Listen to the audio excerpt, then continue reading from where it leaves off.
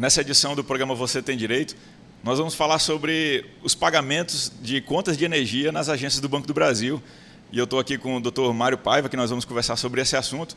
Antes eu queria fazer um agradecimento nesse bloco à empresa Star Motos, à Associação dos Procuradores do Estado do Acre, a APEAC, e o Cicobi Acre.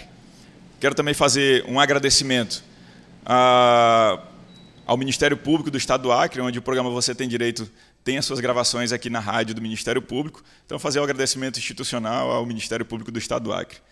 Quero também agradecer a todos os usuários que acessam lá e curtem os vídeos que nós estamos postando aí do programa Você Tem Direito no perfil do Facebook, no YouTube também, né? Tem sido muito acessado, né? E tem sido muito visualizado nossos vídeos, então tem sido de grande valia. Eu estou muito feliz, eu agradeço aí a todos. Então, senhoras e senhores, Dr. Mário Paiva, né? Seja bem-vindo, doutor, ao nosso programa Você Tem Direito. Obrigado, Isaac, obrigado pelo convite, né? A OAB agradece através da nossa Comissão de Defesa do Consumidor. E aproveito para parabenizar também, né, a iniciativa aqui do Ministério Público, né, de ter esse canal de informação e dar informação às pessoas, né, principalmente em relação a direito do consumidor. Doutor, um caso interessante que, quando eu estava ali na internet, navegando na internet, um usuário, ele foi até uma das agências aí do Banco do Brasil.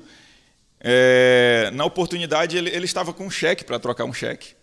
E nessa oportunidade ele estava também com algumas contas de energia e de telefonia também, no qual o Banco do Brasil, quando ele destrocou o cheque, ele foi impedido naquele momento ali de não fazer aquele pagamento e ser direcionado para um outro correspondente.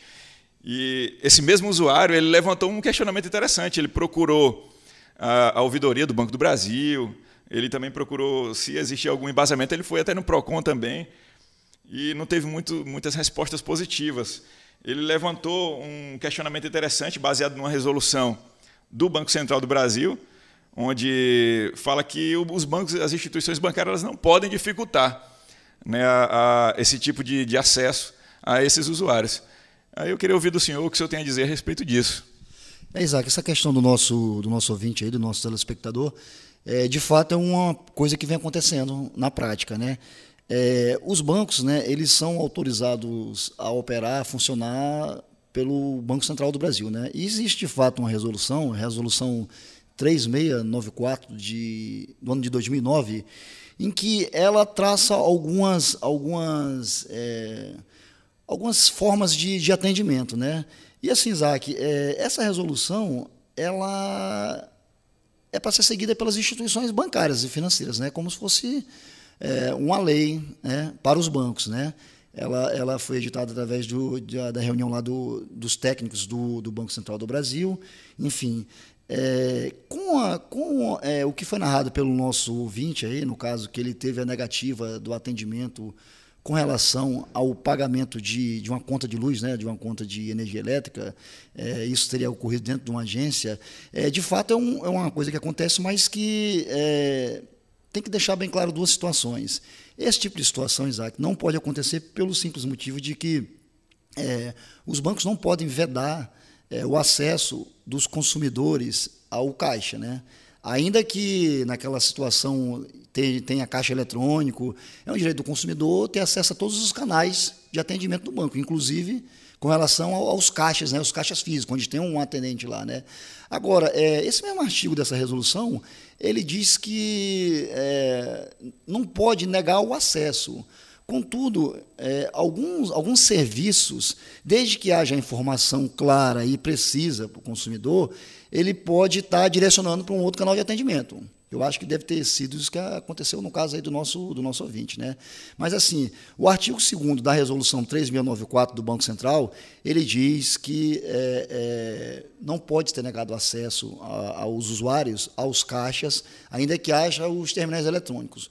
Contudo, o artigo 3º diz, é até um pouco contraditório, se você fizer um comparativo entre os dois artigos da mesma resolução, ele diz que, desde que haja informação precisa para o consumidor, através de uma placa lá, de um cartaz, em que as letras sejam bem claras, né, ele pode discriminar alguns serviços que podem ou não ser recusados naquela oportunidade, né, que eu acho aí, Isaac, na prática, o que deve ter acontecido é que ou uma falha do banco não tinha essa informação, né, para o consumidor, clara e precisa, como ela deve ser explanada nas agências, né, ou então realmente foi uma falha no atendimento do banco que recusou uma operação que ele tinha por obrigação de fazer, né.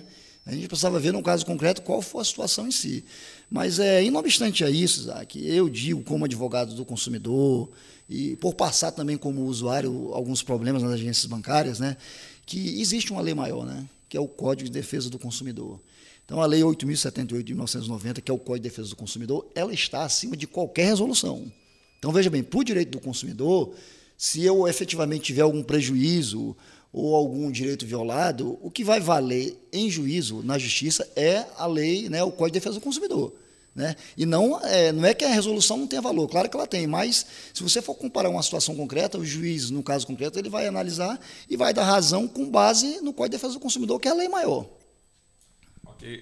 O caso é interessante porque, naquele momento, e a própria resolução fala isso, né, que ele, ali na fila, você nessa oportunidade de fazer esse pagamento, então o caixa pede para que você saia dali, por ser impedido naquele momento, e vá a uma outra agência, um outro correspondente que é indicado por eles, e ter que enfrentar uma outra fila, né, um cansaço, um desgaste de tempo. Então, eu acredito que, dentro aí do que o senhor colocou, do Código de Defesa do Consumidor, ele não poderia pleitear uma situação em seu favor por esse desgaste de tempo, por esse constrangimento até mesmo que ele passou aí nesse caixa, doutor? Exato, com certeza sim. Vamos imaginar a seguinte situação concreta. Imagina se esse usuário está numa cidade pequena, do interior.